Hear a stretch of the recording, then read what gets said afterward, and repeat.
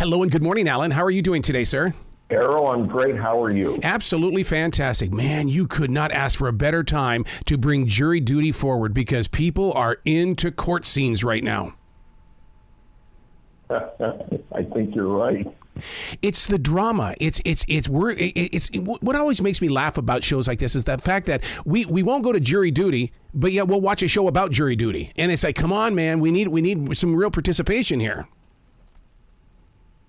I agree with you 100%, and hopefully watching this show will get people to not to try to get out of jury duty. It's a great experience, and the TV show is a phenomenal experience. Where did the idea come from to create this, and why did it take so long? Because this is very unique.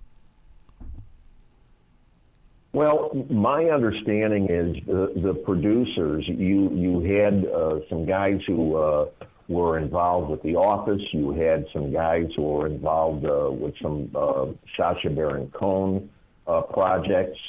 And what these producers did, what these creators did was, I guess a couple of years ago, they put out some type of blast. It might have been on Craigslist or something like that. That basically said, if you've never been on a jury before and you'd like to serve on one, we are shooting a documentary with the court's permission, and you don't have to be a California resident. You can be from New York. You can be from Vermont. If you qualify and you're selected as a juror, we'll fly you to Los Angeles. We'll put you up. We'll pay you a stipend. And 2,500 people applied, which is huge. And they winnowed it down. And the fellow who is on the show as an unsuspecting juror is a gem. Ronald, our unsuspecting juror, he was unbelievable. And he was chosen. And the deal was, of everybody, he was under the belief that this was a documentary. Every person, except for Ronald, was either an actor or a technician. And the only actor who was his own persona was the well-known actor James Marsden. And James comes on, and the thing with James is he's trying to get out of jury duty because he's this busy, well-known actor, and that's one of the running bits. And he and Ronald become good friends during the course of this. It's a tremendous idea, and it's hilarious. It is. And I'll tell you, it's almost going to be like we're living vicariously through Ronald, because we would be that one person on that jury, and to take it as seriously as he does. Oh yeah. He is every man, as they say. He's our hero, and I think the audience will really get a kick out of his reactions and how he steps up to the plate. It's a gem. But can you imagine if the laws in this nation changed and we could build up a jury from other parts of the nation, that you don't have to be, for instance, like you don't have to be from Mecklenburg County here to be up there. They can go out and get people to be on that jury from other parts of the nation. You know what? That's a heck of an idea, because, like you said, Mecklenburg County, I'm from Chicago, but before I moved out to L.A., I lived on a farm in rural Ohio for about 5 years. And having somebody from a rural community sit in an urban environment serving on a jury, having somebody from Chicago or New York or Los Angeles sit in Greene County, Ohio, on a jury, it's a heck of an experience. Well, it would be very eye-opening. I've been kicked off 2 juries, and I mean, I've shown up, but the reason why is because of my media background, and what they would ask me questions. Am I familiar with stories like this? Yes, because I'm in the media. Or they would say, there's going to be a car accident. Yeah, I know. I've worked with different car dealerships and they go, yeah, you got to go. And it's like, oh my God, all I want to do is just serve one time. Yeah. And I've been called, and obviously I get dismissed because I either know the players or just because I'm a lawyer. But my wife has served on 2 juries in Chicago. She served on a civil jury and a criminal jury. And she said it was an incredible experience. Wow.